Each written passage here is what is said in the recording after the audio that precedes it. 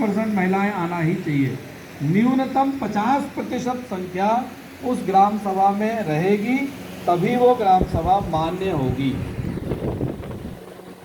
मतलब यदि उसमें 200 मतदाता हैं तो 100 लोग होना चाहिए और कम से कम 25 महिलाएं होना चाहिए, तब भी वो ग्राम सभा मान्य होगी, नहीं तो अमान्य हो जाएगी, दोबारा बुलानी पड़ेगी। समझ में आ गया? तो ग्राम सभा का कोरम कितना है? 50%। पहली ग्राम सभा का, जिसमें ग्राम सभा गठन होना है, उसका कोरम 50%। अब ग्राम सभा आ गई, सब लोग बैठ गए, उसमें फिर अब पहला काम क्या है?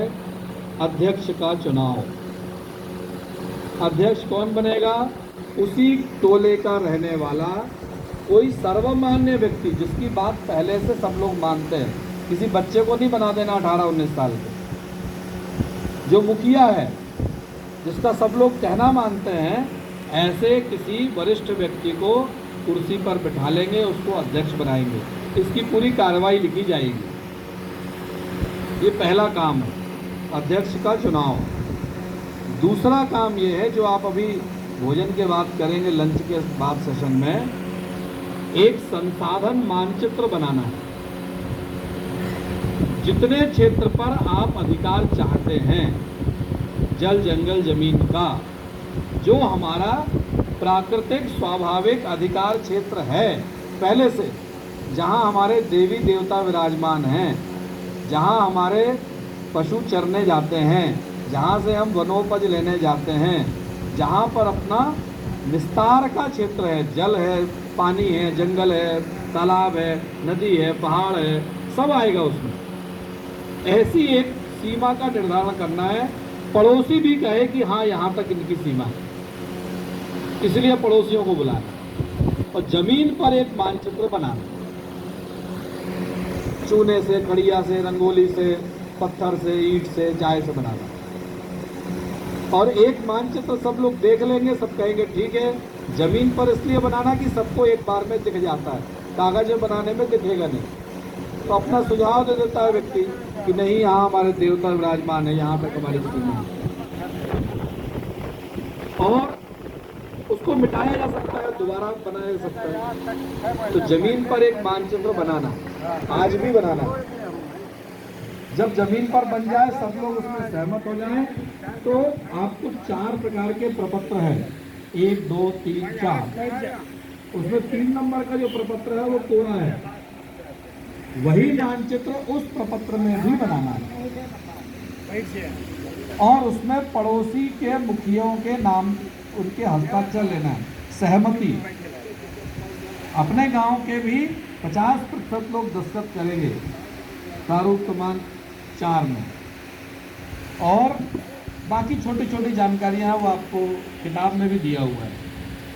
तो ऐसा पूरा प्रपत्र भर के सबके दस्तखत कराने के बाद अपन वहीं पर सचिव महोदय को प्रस्तुत कर देंगे। समझ में आ गई इतनी बात?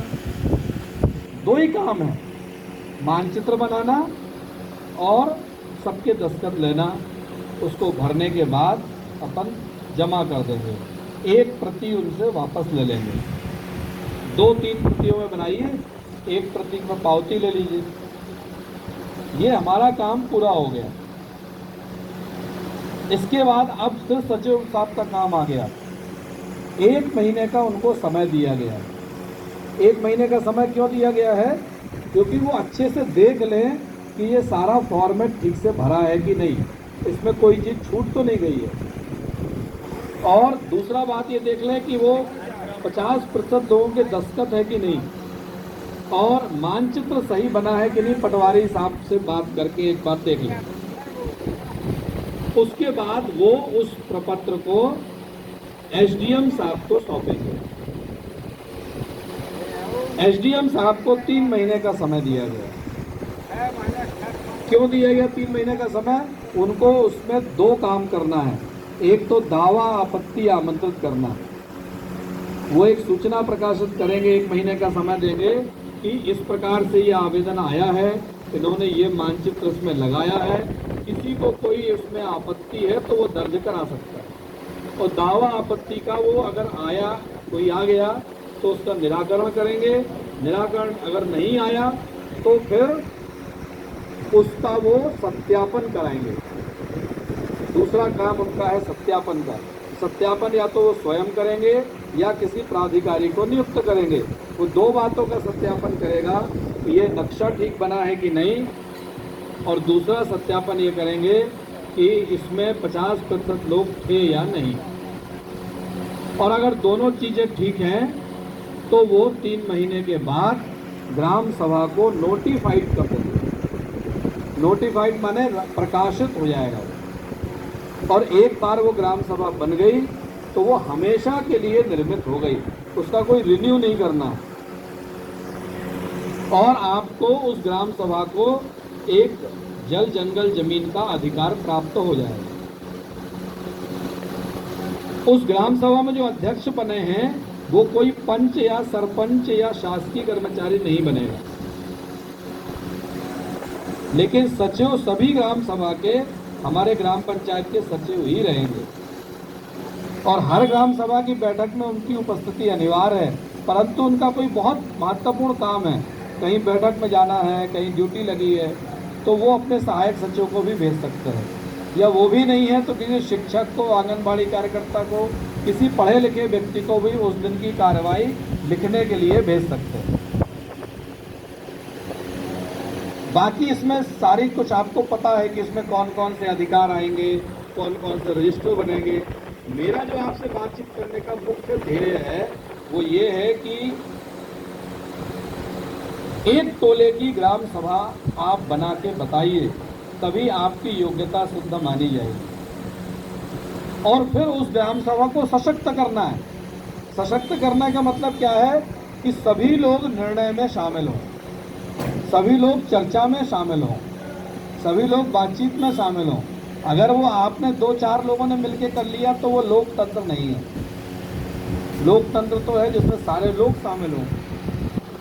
और ये करने के लिए ये प्रशिक्षण में यही सीखना है कि हम अपने गांव के अंदर एक अच्छी ग्राम सभा का गठन करें, उसको मजबूत करें। इसके माध्यम से जो जो कहा गया है वो करें जो आवश्यक है। जैसे आपने किया ही होगा कि आपने शांति एवं विवाद निवारण समिति बनाई होगी, वहाँ भी बनेगी, टोले में भी सारी समितियां वैसी बनेंगी, सारे रजिस्टर वैसे ही बने होंगे। आप अपनी मंडी चला सकते हैं, आप अपना तेंदुपत्ता का फड़ लगा सकते हैं ग्राम सभा के माध्यम, लेकिन इसके लिए 15 दिसंबर से पूर्व आवेदन करना पड़ेगा। और अभी समय है अधिक से अधिक ग्राम सभाओं में, लेकिन उनके अंदर वो उत्सुकता और इच्छा होना चाहिए कि मुझे ये चलाना है, नहीं तो वो कमज़ोर हो जाएगा। ठीक है, कोई भी वनोपज का क्रय विक्रय का अधिकार है, लघु वनोपज,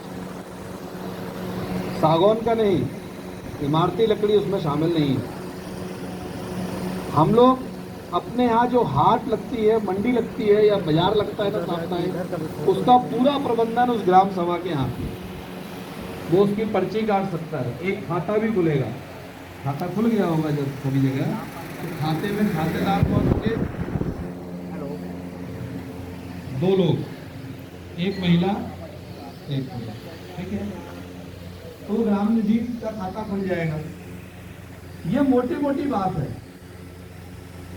लेकिन सीखने वाली बात यह है कि जितना नीचे आप जाएंगे इस ग्राम सभा को लेकर, उतना ज़्यादा वास्तविक रूप से इसका फायदा होगा और उसका लाभ मिलेगा। और इसमें जो सबसे प्रमुख बात है जिसके कारण पेशा बना है, वो भी आपको अच्छे समझने की आवश्यकता है। मैं केवल आपसे उतनी बात करूंगा, और वो है कि रूढ़ी परंपरा का संरक्षण एवं संवर्धन। ग्राम सभा कोई ऐसा नियम नहीं बना सकती जो संविधान को उल्लंघन करता हो, लेकिन कोई भी ऐसा कानून नहीं बना सकती जो आपकी परंपरा और रूढ़ी का उल्लंघन करे। तो हमको उस बात का एहसास नहीं है, दुनिया को है, कि हमारे गांव के अंदर कितना ज्ञान है, कितना संचित ज्ञान है परंपरा से, पीढ़ियों से। उस ज्ञान का भी डॉक्यूमेंटेशन करने की आवश्यकता है। कितने सारे हमारे यहाँ गीत हैं, अलग अलग क्षेत्रों में अलग अलग गीत हैं, अलग अलग अवसरों पर गाए जाने वाले अलग अलग गीत हैं। किसी का जन्म हुआ तो अलग गाना गाना है, किसी की शादी हो रही तो अलग गाना गाना है, शादी में भी जो अलग अलग जो कस्टम है उसके अलग अलग गीत हैं। तो ये सारे जो गीत हैं वो सबको नहीं आते हैं, पुरानी पीढ़ी को आते, नई पीढ़ी को तो आते ही नहीं, और पता नहीं कौन से गाना सुन रही है। तो वो सारे गीतों को लिखना चाहिए, नहीं तो वो धीरे धीरे समय के साथ चले जाएंगे। उनको रिकॉर्ड भी करना चाहिए मोबाइल, आजकल डिजिटल युग है। तो सारे जो अपने बुजुर्ग हैं, बुजुर्ग जो दादी हैं, जो दादाजी हैं, उनको जो आता है वो सब का सब ज्ञान एक बार डॉक्यूमेंटेशन। कितने सारे जड़ी बूटियों का ज्ञान है हमारे क्षेत्र में, सभी क्षेत्रों में, जितने जनजाति क्षेत्र में, शहर के पास नहीं है। कौन सी वनस्पति से